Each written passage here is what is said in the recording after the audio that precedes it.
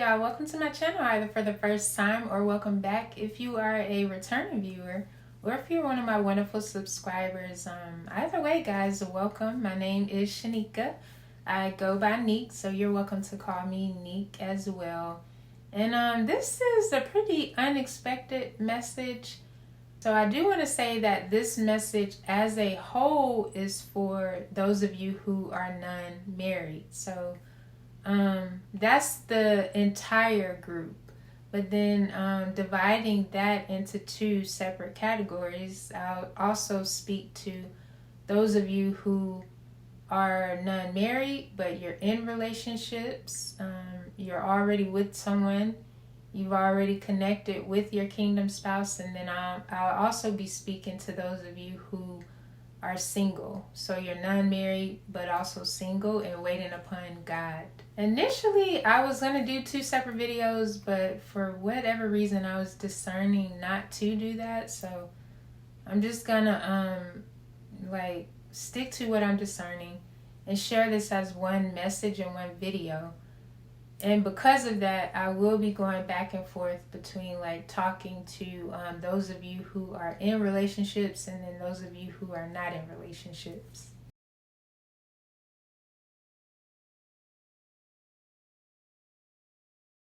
So first, let me start by saying, do not settle, do not settle, do not settle. For whatever reason, God has that really echoing within my spirit. Maybe some of you have recently settled, or you're tempted to settle for less than what God has for you, for less than His best, for less than what God can really bless you with, less than what He has ordained or called or promised. So first, let me say, do not settle. We live in this society and world nowadays that has really, truly lost sight of what God ordained marriages are, unions and relationships are. That have really lost sight of the value and the importance of why God would unite two people, what can come from that union, how it can help the kingdom or help people within the kingdom. A lot of the world has just really lost sight of what God ordained marriages can be and what can come from them, of what a love story is that is orchestrated by the hands of God. So many do not get to experience that because of settling, because of choosing to not be led by God, to not follow His will, accepting less than His will, or being led by flesh. Because the value and the importance of God-ordained relationships have really declined nowadays, a lot of the younger generation, they don't have as many examples to look to really know what a godly union can bring forth, and having families that are really built upon the root of Christ and the root of godly principles. And I believe that that is one reason that God, in an alarming desire, is really bringing forth as many God-ordained marriages and unions that He can, with His children who have an obedient heart, who have a willing heart, and who equally have a desire to really have a God-ordained union and marriage. So children within the body of Christ who will truly partner with God in being led to who God has for them, to be obedient, to taking care of that relationship, nurturing that relationship, and all of what God teaches in reference to being a good wife, or being a good husband, and having a marriage that will be something that is lasting. As you know, a God-ordained union would not be solely to benefit just you and your spouse, or you and your partner. Ultimately, God will use that union, or He can use that union to benefit his kingdom and to benefit the people of the kingdom. And we have several examples throughout the Bible of unions that were orchestrated by God that ultimately didn't just benefit those two people, but in some way even impacted and benefited us, because we're able to read about it and we're able to hear their story to strengthen our faith, to strengthen what we believe in. So that alone in and of itself shows that God can use marriages and these unions for a far greater purpose than just the marriage itself. You yourself, think about a couple or a relationship in the Bible that has spoken to you or ministered to you or encouraged you in some type of way in your faith journey. So in these nowadays age marriages, God can do that same thing. Beyond just inspiration and encouragement, there's so much that God can bring forth from these unions. And another example that you can always reflect on or think about is that of John the Baptist and his parents. John the Baptist prepared the way for our Messiah. But on the opposite end of that, we have John the Baptist's parents, whose union was meaningful to bring forth this prophet who would prophesy about the coming Messiah. So God is still bringing forth these unions that will have meaning, will have value, will be impactful to the kingdom, to God's children, that will be lasting, that will not end in divorce. God is still orchestrating that, and he's still calling forth his children to partner with him to bring forth those type of relationships. So with that being said, again, I would encourage you not to settle. Wait upon who God has for you. That would be his best choice. So no matter how tempting it may be, because the person may have every single duck in a row together, they may be financially stable or have the property or just have everything in order.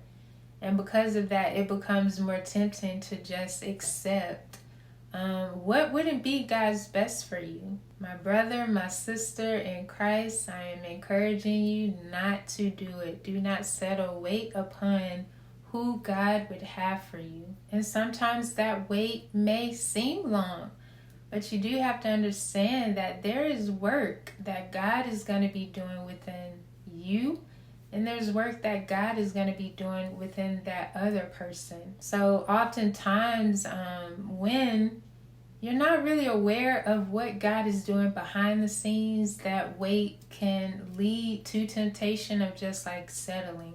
But when you know with a certainty within your heart that you have a Father who cares for you, who loves you, who wants to offer you his best, allow that to really be within your spirit, to wait upon him, to wait upon seeing what his best is. We know that the word says that God does things to prosper us and not to harm us. So you having to wait so that God can continue maturing either you or the other person is not because God is just wanting to keep you from receiving what he has for you.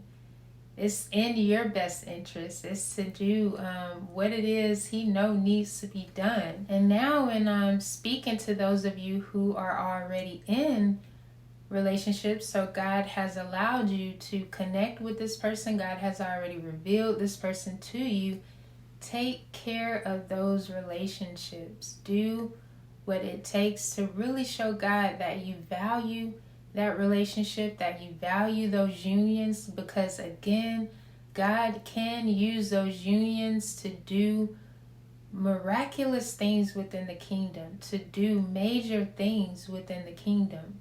And I also want to encourage you to focus on the prosperity of the non-tangible things, to not have such a focus on the material things and the material wealth and prosperity, but to focus on these things that are non-tangible. So focus on the prosperity of healthy communication. Focus on the prosperity of being able to have good conflict resolution. The prosperity of being a good listener. Focus on the prosperity of respect, of trust, of teamwork, of really being able to work together as a team concerning anything really. Just having that strength and prosperity when it comes to teamwork. Focus on things like this and any other things that will be of importance for you to carry into the marriage. Do not wait to put your attention on the things that God is bringing to your attention right now. The things that God may be wanting you to work on, or how God is wanting to transform you or mature you or mold you prior to you even entering into the actual marriage itself. So in other words, prepare the way for your own marriage. God has allowed you to team up now with this person, and use that to your benefit. Take this time to really surrender your relationship to God, to find out ways that you can love better, that you can communicate better, that you can just be a good and supportive person now in your relationship. And then that's something that you can carry over into your marriage. And obviously when you get married, there will still be work that you're going to have to do as a married couple. But there's also work that you can be doing now to prepare the way for your marriage, to carry over into your marriage. Having the material prosperity will not mean much if in the midst of that you're not prosperous in healthy communication and love and respect and trust and honor. Make sure you're also building up these things that will truly be meaningful for a lasting marriage and a lasting relationship. Treat your partner well. Treat them like you know that it's a blessing from God. Treat them like you are aware that God has allowed you to unite with this person. Treat them as though you really understand that. And if there's things that you have done that did not portray that, then ask God for forgiveness. Allow God to be ever present within your relationship so that you are both truly being led by the Spirit of God on how to handle things, how to address things, on making decisions. Again, that starts now. So all in all, if you are single, do not settle and wait for God's best. Allow God to show you what He truly has in store for you. And then if you are in a relationship, take value in knowing that God has revealed to you His best, and that although there may still be work and there may still be transformation and whatnot occurring, God has allowed you to be in connection with that person. He has revealed that person to you.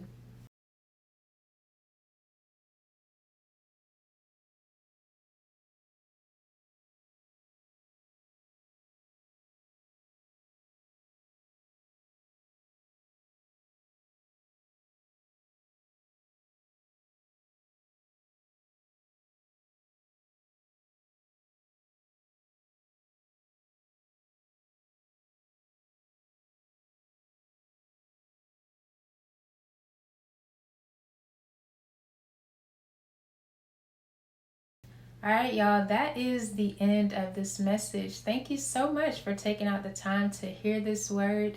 If it encouraged you, if it spoke to your spirit, please do give this video a thumbs up and share it with one other person if you believe that it would encourage them or speak to them as well. If you're not one of my wonderful subscribers, I'd love for you to join me on this journey. I share prophetic messages based off of visions, dreams, encouraging words just like this. Whatever God puts within my spirit to share with you guys, that is what I do, and I enjoy doing it, and I'm so grateful that God is giving me the opportunity to do this. So I'd love for you to join me on this journey. All right, y'all. I love you guys, and I will see you on the next one.